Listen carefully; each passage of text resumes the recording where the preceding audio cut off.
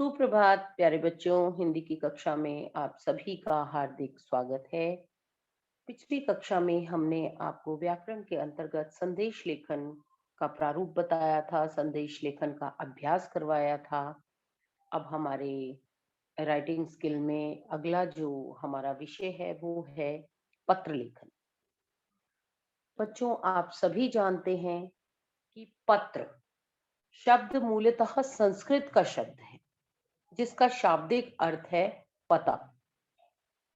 प्राचीन में भोजपत्र आदि पर संदेश लिखकर संदेशवाहक, संदेशवाहक किसे कहते हैं बच्चों? पोस्टमैन। आप जिसे पोस्टमैन के नाम से जानते हैं उसे हम संदेशवाहक कहते हैं। तो जो प्राचीन काल में भोजपत्र आदि पर संदेश लिखकर संदेशवाहक यानी पोस्टमैन के माध्यम से अपने विचारों का आदान प्रदान किया जाता था, यानी कि जैसे आज भी हम कुछ लिख कर भेजते हैं, उसको पोस्ट करते हैं, तो पोस्टमैन उसको डिलीवर करता है। ठीक है। उससे भी पूर्व जो है राजा महाराजाओं के समय जो है वो पक्षियों के माध्यम से पत्र एक स्थान से दूसरे स्थान तक पहुंचाए जाते थे। अतः यह कोई नई विधा नहीं है। तो पत्र लेखन जो है वो प्राचीन काल से ही चला आ रहा है। आप देखते हैं राजा महाराजाओं के भी जब कोई मैसेज एक दूसरे को वो देते थे, तो कोई व्यक्ति जिसे हम आज की डेट में पोस्टमैन कहते हैं आता था और एक फोल्डिंग सा आप देखते होंगे ऊपर और नीचे, जिसमें लकड़ी सी लगी होती है, उसको खोलकर वो पत्र जो है रीड करते हुए, पुरानी फिल्मों में आपने देखा होगा राजा महाराजाओं वालों में, अ, तो वो उसके माध्यम से भी पत्र भेजा जाता था। तो ये कोई नई विधा नहीं है। समय के साथ साथ इस विधा का भी विकास होता चला गया। जो व्यक्ति पत्र लेखन में कुशल होता है वह अपने हृदयगत भावों को दूसरों तक पहुंचाने में भी पूर्णतः सफल होता है। यानी कि जब मेरे हृदय में जो भी भाव हैं, जो इमोशंस हैं, मैं अपने पत्र के माध्यम से अभिव्यक्त करने में यदि मैं निपुण हूँ, तो मैं अपनी बात को दूसरे तक पहुंचा सकती हूँ। मेरा कम्युनिकेशन जो है वो सुदृढ़ होगा और मेरा लेखन भी सुदृढ़ होगा। तो एक कुशल पत्र लेखक ही पत्र लेखन की सभी खूबियों का बखूबी प्रयोग कर सकता है।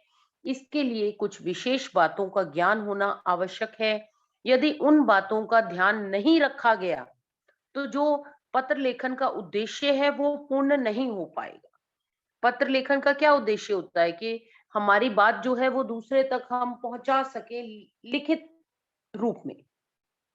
तो आज पत्र व्यवहार जो है व्यवसाय का यानी बिजनेस का भी अनिवार्य अंग बन गया है। मुझे यदि किसी से कुछ मंगवाना है, ऑर्डर देना है, तब भी मैं लेटर लिख रही हूँ। मेरे को ऑर्डर मिल गया तब भी मैं थैंक्स नोट लिख रही हूँ। तो ये आज व्यवसाय का अनिवार्य अंग बन गया है, क्या? पत्र व्यवहार। तो अतः पत्र लेखन में अत्यंत सावधानी बरतनी चाहिए। पत्र लेखन औपचारिक भी होते हैं, अनौपचारिक भी होते हैं। उससे पूर्व आपको ये पता होना चाहिए कि पत्र लेखन की विशेषताएं क्या हैं। पत्र लेखन बिल्कुल स्पष्ट, जो भी हमारा विषय है उससे संबंधित होना चाहिए, सरल होना चाहिए, स्पष्ट होना चाहिए और संक्षिप्त रूप में ये नहीं कि उसमें हम अनावश्यक बातों का समावेश करें। और जो भी हमारा विषय है उस विषय से संबद्धता होनी बहुत अनिवार्य है और पत्र में मौलिकता होना सबसे जरूरी बात है कि पत्र में मौलिकता होनी चाहिए। ठीक है बच्चों? तो ये सारे महत्वपूर्ण बिंदु हैं जिन्हें हम पत्र लेखन के समय इन बातों का विशेषतः हमें पालन करना चाहिए कि पत्र लेखन सरल हो, स्पष्ट हो, मौलिक हो, संक्षिप्त हो और विषय से संबंधित। ठीक है। इसके अलावा बात हमारी आती है कि पत्रों के प्रकार। तो बच्चों, पत्रों के प्रकार आप सभी जानते हैं कि एक पत्र वह होते हैं जो हम कार्यालय में लिखते हैं, जो हम हायर पोस्ट जो है हमारे हायर अधिकारी, उच्च अधिकारी उन्हें लिखते हैं, जिसमें हम औपचारिकता अदा करते हैं, वो होते हैं औपचारिक पत्र। तो जिन पत्रों में औपचारिकता अर्थात शिष्टाचार, अभिवादन, नपी तुली बात, संयत भाषा, आदि की औपचारिकताओं का विशेष रूप से ध्यान रखा जाता है, वे औपचारिक पत्र कहलाते हैं। इनमें औपचारिकता अदा की जाती है। जैसे यदि मैं संपादक महोदय को पत्र लिख रही हूँ, तो वो मेरा औपचारिक पत्र है। प्रधानाचार्य जी को औपचारिक पत्र है। प्रधानमंत्री जी को औपचारिक पत्र है। परिवहन निगम अधिकारी को औपचारिक पत्र है। थानाध्यक्ष को और आपके विद्युत अधिकारी को।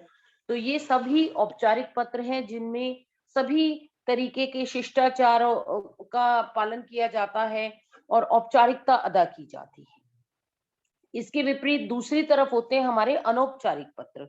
अनौपचारिक पत्र जो होते हैं ये घरेलू पत्र होते हैं, जो हम अपने सगे संबंधियों को लिखते हैं। हमारी माता जी को, पिताजी को, भाई बहन मित्र आदि को ये पत्र लिखे जाते हैं। इन्हें हम निजी पत्र भी कहते हैं और व्यक्तिगत पत्र भी कहते हैं। तो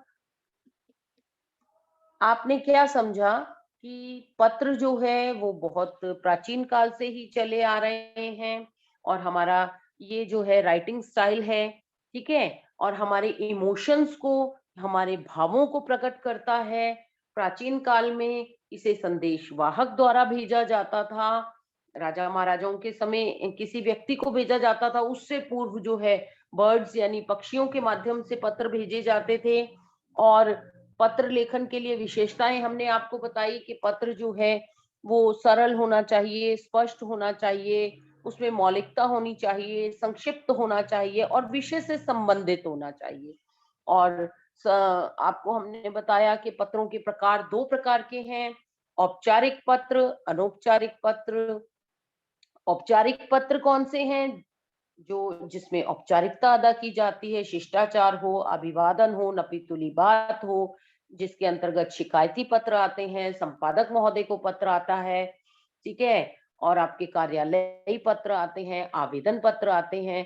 तो ये सब पत्र हमारे औपचारिक पत्र होते हैं। अनौपचारिक पत्र जो है, जो हम अपने सगे संबंधियों को लिखते हैं और निजी पत्र होते हैं, व्यक्तिगत पत्र होते हैं। इनके अंतर्गत निमंत्रण पत्र आते हैं, आमंत्रण पत्र आते हैं और आपका धन्यवाद पत्र आते हैं, संवेदना पत्र आते हैं। तो ये आपने दोनों पत्रों के बीच में देखा कि दोनों पत्रों का किस प्रकार से हमने आपको समझाया कि किस पत्र में कौन से पत्र आते हैं, औपचारिक में कौन से आते हैं, अनौपचारिक पत्र में कौन से आते हैं। इसके पश्चात अब हमारा समय समाप्त हो रहा है, इसलिए अगली कक्षा में हम आपको पत्रों के अंग बताएंगे। पत्र का प्रारूप बताएंगे कि पत्र का प्रारूप कैसा होता है, ठीक है? तो तब तक के लिए आपसे अनुमति चाहती हूँ। धन्यवाद।